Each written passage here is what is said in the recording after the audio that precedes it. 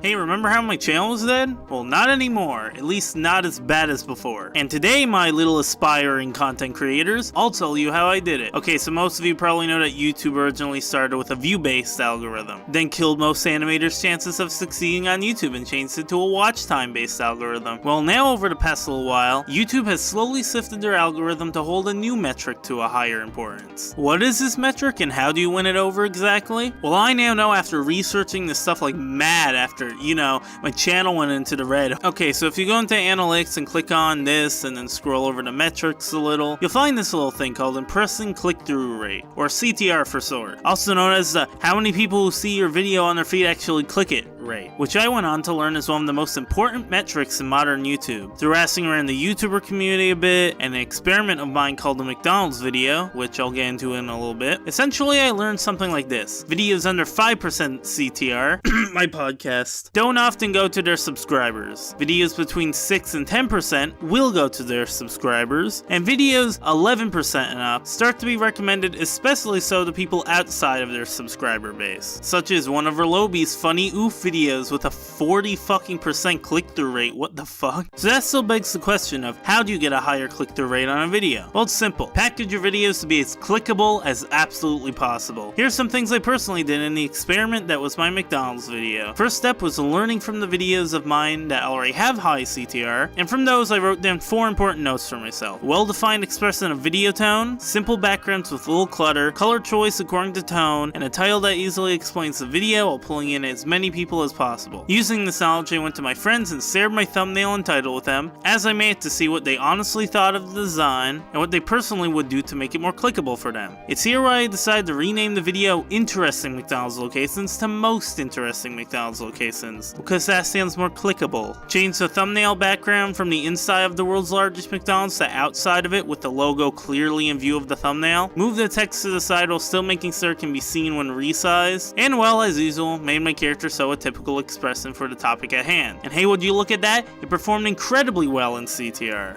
At least compared to my other videos. It also extended the video's lifespan to longer than a couple days, and it quickly became my best performing video in over a year. To summarize, you're gonna have to clickbait as hard as possible while still staying relevant to the video at hand. Why? Well, average minutes watched, blah blah blah. Point is, YouTube knows if people are clicking off your video. So make sure the title and thumbnail are clickbaity, but accurate enough for people to stay for the video. And congrats, that's all you need to know about the new YouTube algorithm. If you get famous through these tips and tricks, please for the love of God shout me out. Also, hey, I got a notify.me account. If you want to check me out in there, you should. If you don't know what it is, check out Jamie Pine's video. Yeah, that's about it. Special thanks to Blue Neon, PenguGangster, ZeroGarciaNavy, and the rest of my patrons for supporting this video.